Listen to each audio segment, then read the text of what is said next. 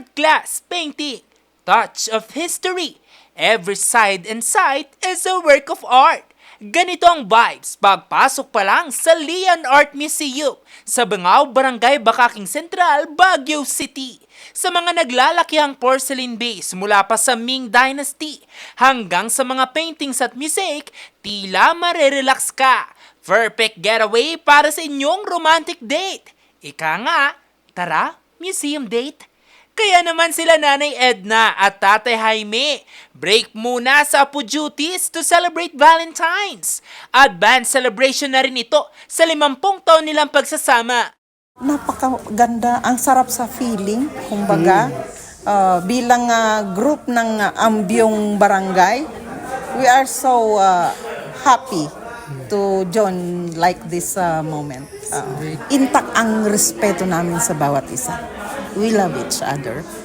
Ang magandang bagay na nangyari sa amin ngayon to dahil dito sa mga artifacts na ito, ang mga gawaing true by hands, nagpapatunay na magaling pala yung mga dating generation na gumagawa ng mga ito. Mensahe ko pa sa kanya, ako ay napapasalamat sa kanya sa tiwala niya, sa trust niya sa akin, sa pagmamahal niya, at sa lahat, yung care niya sa akin bilang asawa niya.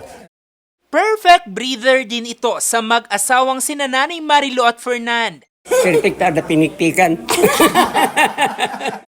Adong nati mabuya na pipintas. Agyaman kami kini manangpas, kini Councilor Yangota, inimbitada kami dito museum na. Umay kami tumanan na dati bisbisita mi. Ang museum, solar-powered, at ang mga obra, gawa mismo ng mga local artists. May wire art, modern art, at ang ilan, gawa pa sa mistulang patapon ng mga bagay. In a nutshell, we can call this love for Mother Earth, love for Mother Nature, love for the environment. Nakikita niyo itong imbis na itapon ng mga tiles, inassemble natin na naging creative wall. Parang yung mga works ng famous artist na si Gaudi. And then nakikita nyo, solar-powered.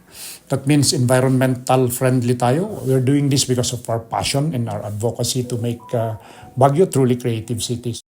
Libre ang pagbisita sa museum, pero kailangan lamang makipag-ugnayan sa Facebook page para makapag-book ng tour at ma-experience ng iyong marilag ang isang museum date. Jose Robert Inventor, RNG News.